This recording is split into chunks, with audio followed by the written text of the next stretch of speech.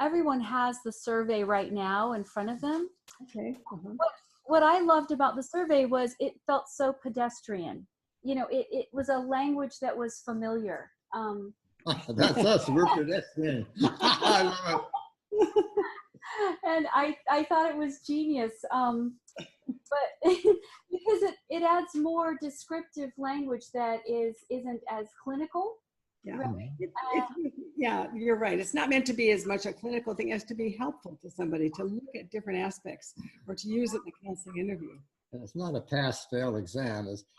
It's particularly important is where are their strengths? A client will always build better from the strengths. Oh, good, you're already exercising.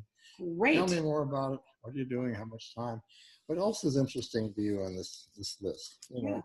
Yeah, look at their strengths, not just the weaknesses. Your ideas of incorporating it just sound really excellent with the looking at the strengths. And do you do some psychoeducation if they're interested in, like you said, about the research with exercise and depression, relieving depression? Do you try to incorporate some of that? One thing I like to do is I like to have a picture of the body and the brain on the wall and say, hey, we're going to rewire your brain if you choose to. Okay. Every counseling interview has the possibility of you rewiring your brain in new and positive ways. So you're not just working with it, you're also working with the neurons, and along that way you're working with the body.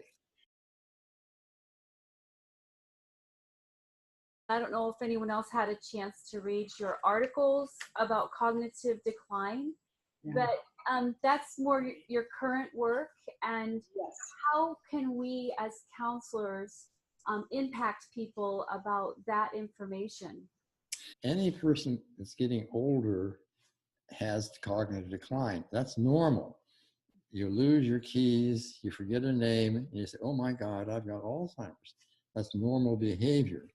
So pass out this handout to them. It's really designed as much for clients, patients, as it is for professionals. It's we went through 200 articles, books, etc. But when we've checked it out, we think we have some of the most important essence.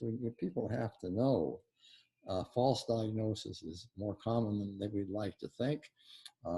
Also, a psychologist or physician doesn't get payments unless he makes a diagnosis, for example, of Alzheimer's. So it may not be true. We have some school counselors here, and I'm sure you've seen some changes over time. And even though you're not kind of in the thick of it, you've done some consulting.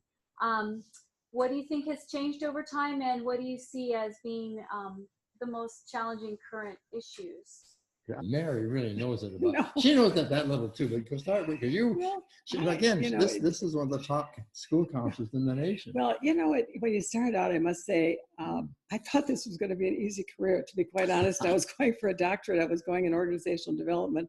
Of course, I married Alan along the way, and my whole career changed, and I became Mrs. Microtraining and all that. And ended up writing books and doing mostly working in counseling rather than organizational development. Although I always think in terms of systems. Anyway, so it started out, very mild, but, as you added all these people, the Cambodian people, the different issues, the bullying issue, it just became much more complex. Everything was more complex. The world is complex. Divorce, there is big time divorce. The cases get more complex. More complex. And that's when I said you really need supervision. You need to look at all aspects of it. And you can't do it all yourself. You've got to find people to help you. We want to give you a big round of applause. Well, maybe we talked too much, but you can tell we enjoyed it. Yeah, no, it was a pleasure. And what's inspiring is that through all the years, you still have this sense of optimism and hope. And that gives us a lot of optimism and hope too. We're really grateful for your time and your examples and all that you've done for the profession. And we hope that we can stay as passionate as you all are. So, yeah. Thank you so much. Yeah. Thank you.